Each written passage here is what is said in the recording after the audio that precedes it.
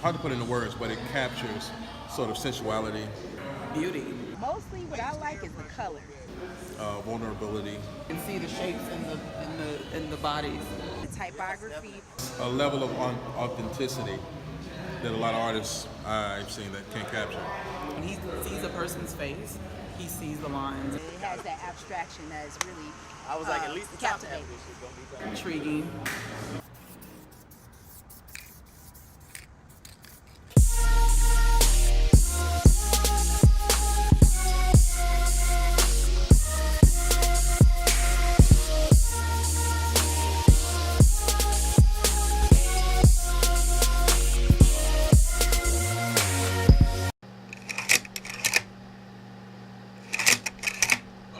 Who are you?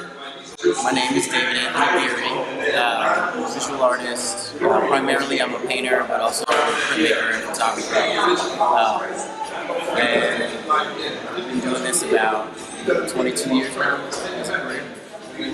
I'm from Chicago originally. I spent about 12 years in New Orleans for college, which is where the career as an artist began, but the love for art began as a child in Chicago. And then I moved back to Chicago in 2005 after Katrina, and I've been here since. My goal is summers in Chicago and flit about the planet the rest of the year. Because sometimes Chicago is the most beautiful time to be in an incredible city, and then the rest of the year is cold.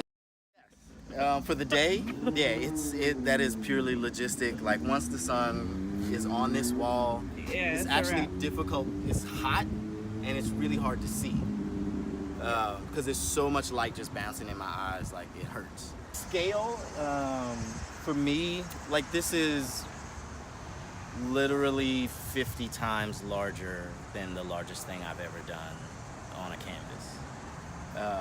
And so like when my arm's reach is like the tiniest little section of this, and so like being able to focus in on this little part without losing sight of the whole is has been a challenge for me. Working in a completely new medium for me has also been a challenge. Like I'm traditionally brush on canvas, and this is all aerosol, and yeah, so it's been a learning experience. Like some of the challenges of like understanding how the paint flow works, like the technical stuff, have been figuring out like how to go from like having this sort of striation that I don't want to something that's much smoother, like in coating the paint. And so it's like figuring out a rhythm for my body. It's super Tai Chi. My name is Tamiko Umorin, but I go by Tamiko Natasha. I mean, he was in the space of pushing boundaries, and if you could see, I'm kind of like stepping out. I'm pushing forward and out. So I think that was kind of the meat of what inspired that piece. It's to really be a part and see this creative process, and to see something. It's a beautiful thing to see something like a concept or an idea, and then it turns into something like this. I mean, I'm a fan.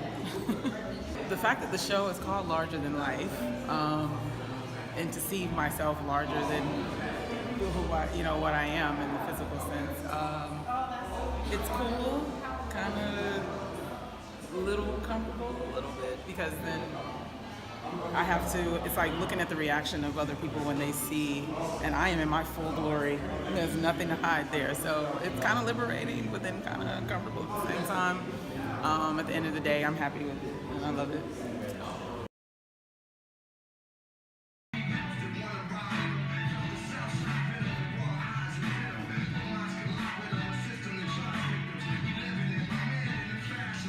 I'd say that's a reflection of personal love for, so geometry was the math that I love. But I'm also fascinated by like sacred geometry, a little bit of the mystical, magical world.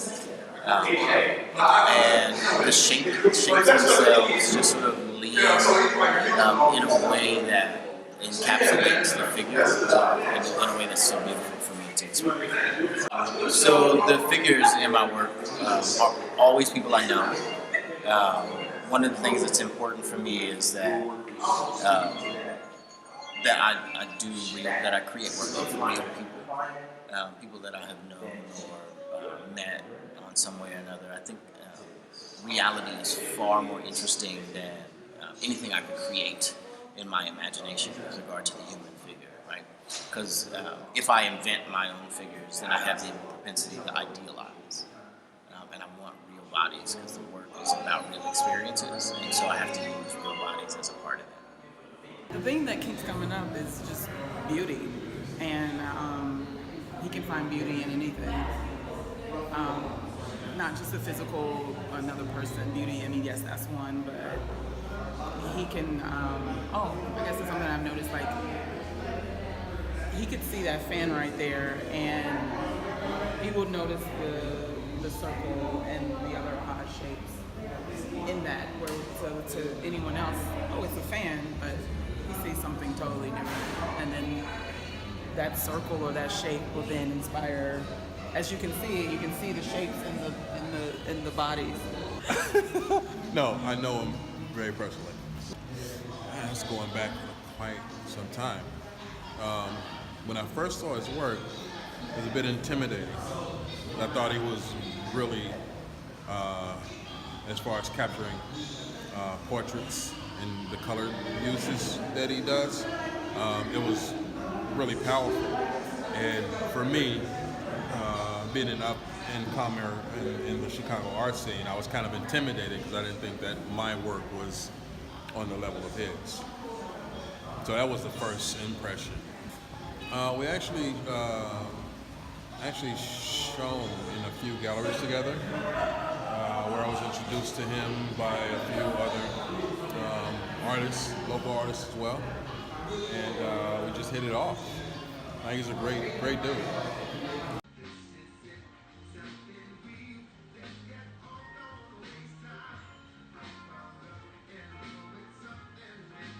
First and foremost, I'm an artist. Yes, I'm black. And it informs the work. But how, it's sort of a qualifier, right? Like whether you say artist or black artist. And there are spaces in which that qualifier makes sense and can be useful. And there's spaces in which it's non sequitur, it doesn't matter. And so it really does depend on the context, whether or not I feel the need or desire to use that as a part of the identity. It's always there. I'm black and I'm an artist. But if it's something that I need to say as a part of my identity, is fluid. But first and foremost, I'm a creative mind. My blackness is always present.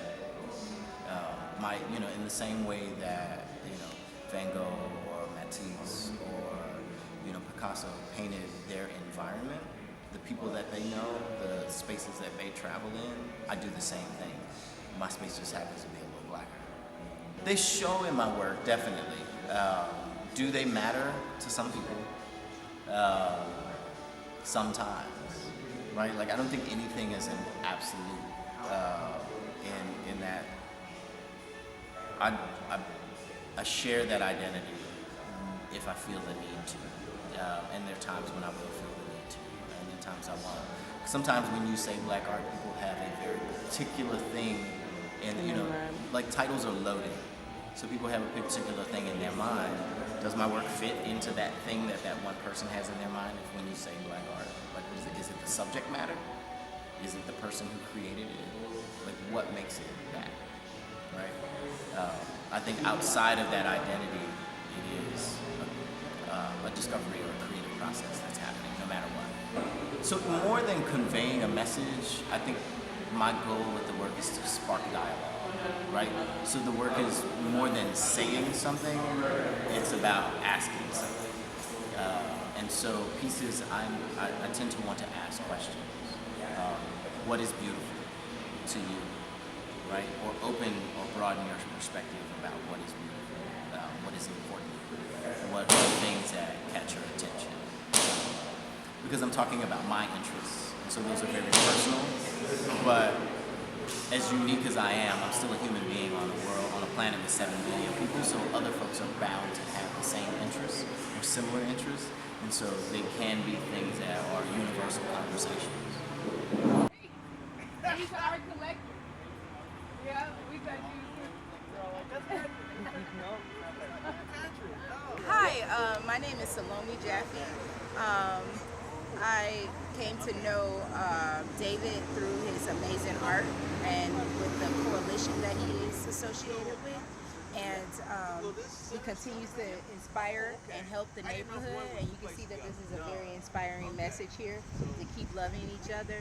And I think that, I mean, as artists, that's something that we can all connect with. We want to love and promote each other's work and make a difference in the world. So I did the design towards the top of the year, and then once the approval came through, I spent about a week doing consultation with some folks who have as much time in the mural game as I have in like the gallery and traditional studio game, and so kind of trading information. So I spent about a week doing that, doing some sort of consults and spending time with White's counsel, who, Max Sansing, Cesar Perez, have both been really instrumental in helping me understand the medium and being able to translate what I do into something using a material that I don't normally use. Nice. So I spent about a week doing that. And then 2 days to do the drawing, so about maybe 6 hours altogether. Actual laying out the drawing, and then this is about a week's worth of work. So Monday, Saturday, I did Saturday, I lost 1 day to rain. Doing about 4 to 5 hour days every day. And for a week, I've gotten this much done, and I've got a week left. So by next Friday, it will be complete. There's a picture on my Instagram of me just sitting kind of sadly in the window looking at the rain when I should be out here painting. So I lost a day, and it's like I gotta catch up, so I come out, if it's not too hot, then I'll just come out and work directly on it. The afternoons get it's summer, so past high noon it's hard. That relationship actually kind of came about as, it was very sort of chance. So I had maybe 10 years prior done roughly around 5 years prior, I had done a project with Starbucks as a photographer that I was recommended for. The person who was the Chicago contact reached out to me and asked me if I knew any painters for a project that was happening at Starbucks, because she knew me as a photographer. And I said, sure, I can compile a list for you. Is it okay if I put myself on that list too? And so I compiled this list of, actually everybody in the Chicago Top 5 is on that list. Oh, that's cool. I submitted that list, I put myself on the list, and it was passed along to the store designer for that particular store. It was the luck of the draw, or just the synchronicity of their vision and my work. They chose my work to be in the process. If there was something that I saw as a moral conflict, then I would be in this space. I don't interpret what happened at Starbucks as a moral conflict with the corporation. Yeah. It has been, that's an individual's failing and prejudice. And so, yes, it reflects on the company. The company responded, in the best way that a corporation can. It's still a corporation. Yeah. So, it's not like Joe Blow, one person who I need to atone for my racist act. It's an entire corporation, and they responded the best way that I think that they could. So my answer is generally yes, unless I am otherwise obligated or morally opposed. If I'm interested in doing something, then yeah, sure. But if it poses a moral dilemma for me, if the alt-right wants me to, paint their bus, I'm good. I'm gonna pass on that money. Thanks a lot. But I do have collectors. I've got collectors in South Africa, Australia, Holland, London. So we've got collectors kind of all over the planet, Indonesia. But I've yet to exhibit, like do a show outside of the United States. But it's on the radar. I'm working on it. I would say to be known is that when someone wants something or has a need or a desire to share in the creative field, that my name is on the tip of the tongue. That I'm one of the people that they think about. Whether it's advertising or a commission for a personal art piece or like, hey, I want you to have this experience, that I am among the people that they think of for that. My name is David Anthony Geary.